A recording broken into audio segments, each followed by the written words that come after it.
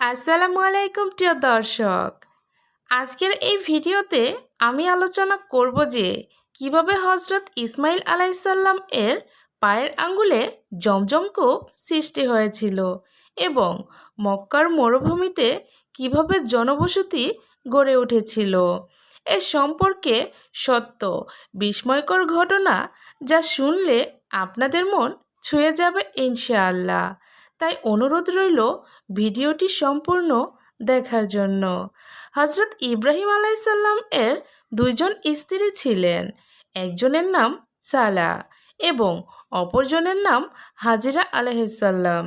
হাজিরা আলাইহিসসালাম এর এক পুত্র সন্তান ছিল যার নাম ইসমাইল আলাইহিসসালাম। একদম মহান আল্লাহ তাআলার পক্ষ থেকে খবর এলো, হে ইব্রাহিম, তুমি তোমার স্ত্রী হাজিরা এবং তোমার পুত্র সন্তানকে নিয়ে বেরিয়ে পড়ো এবং তাদেরকে মক্কার এক নির্জন প্রান্তে রেখে এসো। মহান আল্লাহ তাআলার এই আদেশ আসার সঙ্গে সঙ্গে হজরত ইব্রাহিম আলাইহিসসালাম তার স্ত্রী এবং পুত্র সন্তানকে নিয়ে বেরিয়ে পড়লেন। হজরত ইব্রাহিম আলাইহিসসালাম দুজনকে নিয়ে সাফা ও মারওয়া পর্বতের মাঝে পৌঁছে গেলেন। সেখানে তখন কোনো মানুষের বসবাস ছিল না। হজরত ইব্রাহিম আলাইহিসসালাম তাদেরকে কিছু খেজুর ও একটি পানির পাত্র দিলেন। এরপর তিনি ফিরে যেতে লাগলেন।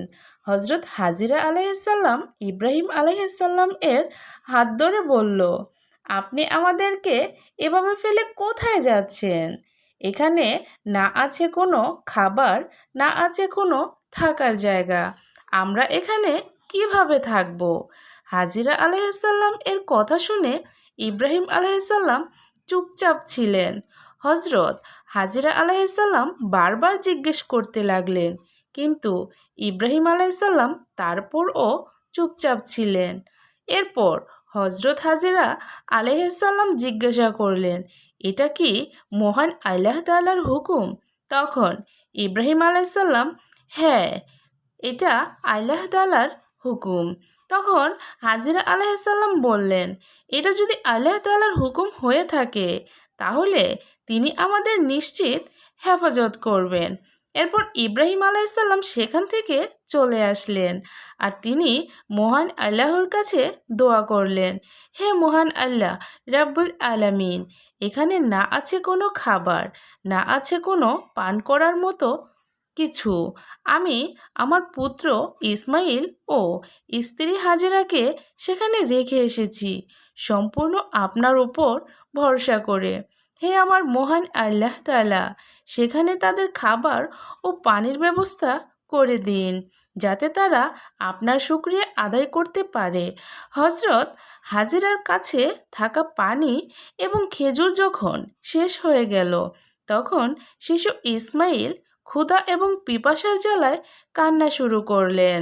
ছেলের এমন করুণ অবস্থা দেখে মা হাজিরা আলাইহিসসালাম তখন সাফা আবার কখনো মারোয়া পর্বত যেতে লাগলেন, যদি একটু পানি মিলে এ আশায়। এভাবে তিনি সাফা মারোয়া পর্বতের কাছে এসে পুনরায় তিনি ইসমাইল আলাইহিসসালাম এর কাছে আসতেন। সেখানে তিনি ইসমাইল আলাইহিসসালামকে মাটির উপর শুইয়ে রেখেছিলেন এবং তিনি আশেপাশে পানির খোঁজ করতে লাগলেন। পানির খোঁজে হাজিরা আলাইহিসসালাম সাফা ও মারোয়া 7 বার দৌড়ালেন। তার সঙ্গে মহান আল্লাহর কাছে দোয়া করতে লাগলেন, হে মহান আল্লাহ তাআলা, আমি আপনার ওপর বিশ্বাস করি, নিশ্চয়ই আপনি আমাদেরকে এই মুসিবতে একা ছাড়বেন না। মহান রাব্বুল আলামিন হজরত হাজিরা আলাইহিসসালাম এর ডাক কবুল করে নেন এবং যেখানে শিশু ইসমাইল তৃষ্ণায় হাত পা ছুঁড়ছিলেন সেখানে হজরত জিব্রাইল আলাইহিসসালাম উপস্থিত হলেন এবং পানির ঝর্ণা সৃষ্টি করলেন। হজরত হাজিরা আলাইহিসসালাম পানির ঝর্ণা দেখে অত্যন্ত খুশি হলেন। তিনি নিজে সেই পানি পান করলেন এবং তার পুত্র ইসমাইলকেও পান করালেন এবং হাজিরা আলাইহিসসালাম সেই ঝর্ণা চারপাশে মাটি ও পাথর দিয়ে বাঁধ দিলেন যাতে সেটি গড়িয়ে না যায়।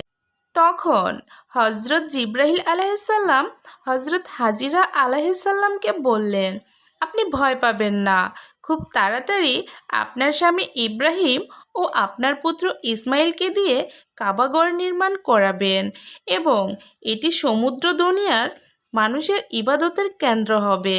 এরপর মহান আল্লাহ তাআলা সেখানকার আশেপাশে খেজুর গাছের সৃষ্টি করলেন। হজরত হাজিরা আলাইহিসসালাম সেই খেজুর খেলেন এবং পানি পান করে মহান আল্লাহ তাআলার সন্তুষ্টি এবং শুকরিয়া আদায় করলেন। পানি এবং খেজুরের কারণে সেখানে পশু পাখিরা আসা যাওয়া করে। এর কিছুদিন পরের ঘটনা, একদা এক বিরাট বাণিজ্যিক কাফিলা মরুপথ হারিয়ে এদিক সেদিকে পথ অনুসন্ধান করছিল। ফলে তাদের সঙ্গে যে পানি ছিল তা শেষ হয়ে গিয়েছিল। এ কারণে তারা উদ্বিগ্ন হয়ে পড়ে। কাফেলাটি চলাফেরা করতে করতে একসময় বিবি হাজিরার কাছে এসে পানি পানের অনুমতি চাইল। বিবি হাজিরা তাদেরকে পানি পান করার অনুমতি দিলেন। অতঃপর তারা বলল, হে মাননীয়া, আপনি অনুমতি দিলে আমাদের মৎস্যগুলো পানিতে ভরে নিয়ে যেতাম এবং আপনাকে এর মূল্য প্রদান করতাম। তখন হাজিরা আলাইহিসসালাম বললেন, তোমরা তোমাদের প্রয়োজন বা ইচ্ছে মতো পানি নিয়ে যাও। এটা মহান আল্লাহর রহমতের পানি, এতে সকলেরই অধিকার রয়েছে। এ পানির বিনিময়ে আমাকে কিছুই দিতে হবে না। কাফেলার লোকেরা হাজিরা আলাইহিসসালাম এর কথায় খুশি হয়ে গেল এবং তারা কূপ থেকে পানি নিয়ে তাদের মৎস্যগুলো পরিপূর্ণ করে নিল। জমজম কূপ থেকে যে পানি নির্গত হচ্ছিল তা কূপের চারধারে বাঁধ দেওয়া সত্ত্বেও কিছু পানি চতুর্দিকে ছড়িয়ে পড়ল। ফলে ওই স্থানগুলো স্বাভাবিকভাবে উর্বর হয়ে গেল এবং যথেষ্ট পরিমাণে বৃক্ষলতার উৎপন্ন হতে লাগলো। কিছুদিনের মধ্যেই ওই স্থানটি মোরগদানে পরিণত হলো। তারা সেখানে বসতি স্থাপনের জন্য প্রবৃত্ত হয়ে গেল। তাই তাদের মধ্যে অনেকেই হাজিরা আলাইহিসসালাম এর নিকট হাজির হয়ে বলল, হে মাননীয়া, আপনার সম্মতি থাকলে আমরা এখানে বসতি স্থাপন করে বসত করব।